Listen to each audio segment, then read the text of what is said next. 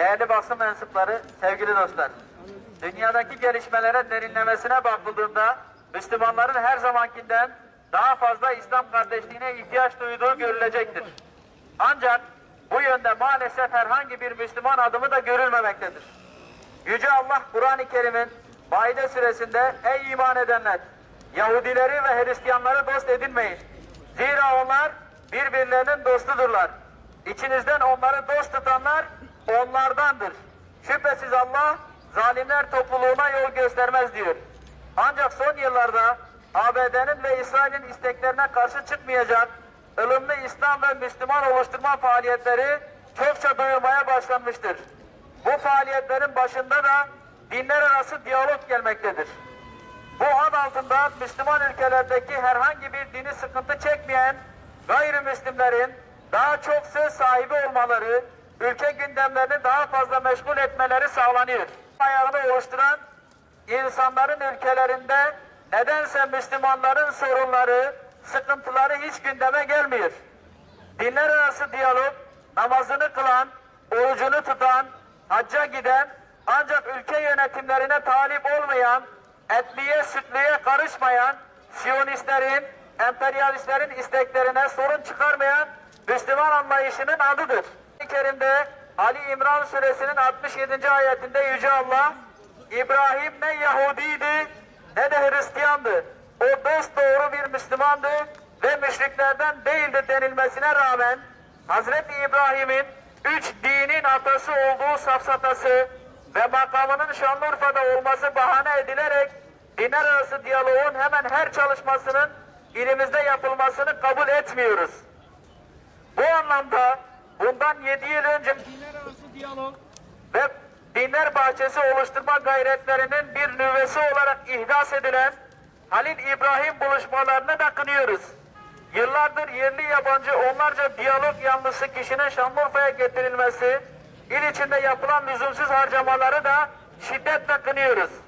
Tertip komitesine diyoruz ki, Halil İbrahim buluşmaları adı altında eğer kilometrelerce uzunluğunda sofralar kuracaksanız, Batı'nın ölümlerini zevkle seyrettiği Myanmar'da, Çin zulmü altında inim inim inleyen Doğu Türkistan'da, Suriye işlerinde kimyasallara maruz kalan çocukların yanında, Çeçenya'da, Siyonist İsrail'in namaz kılmak için bile izin vermediği Mescid-i Aksa'nın bahçesinde kurun.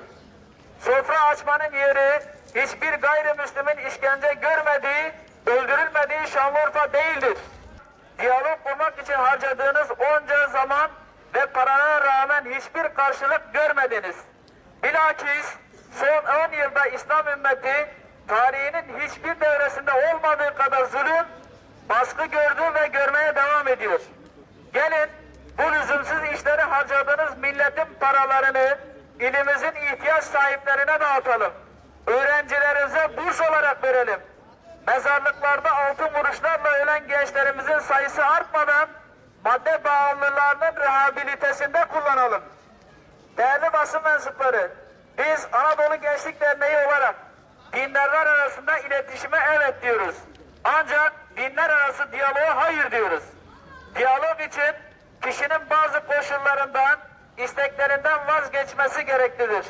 Ancak bize göre İslam'ın diyalog ayağına vazgeçilecek herhangi bir koşulu ve isteği de bulunmamaktadır. Dinin kendi inanç ve yaşamlarını dinlerinin emirleri doğrultusunda yaşamasını istiyor ve destekliyoruz.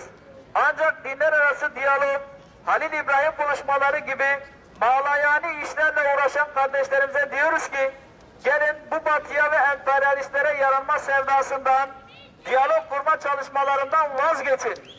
Onlar için harcadığınız zamanı Müslümanların birlikteliği, kardeşliği için harcayınız.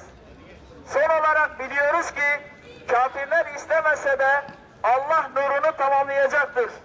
Dünyaya rahat ve huzur ancak Müslümanların hakimiyetiyle gelecektir. Ayrıca değerli basın mensupları, daha önce de gerçekleştirilmiş olan ve son günlerde de tekrar gündeme gelen Ekşi Sözlük'teki o densizlerin Hz. Peygamber'e ve bizim dini değerlerimize hakaretlerini de şiddetle kınıyoruz ve telin ediyoruz.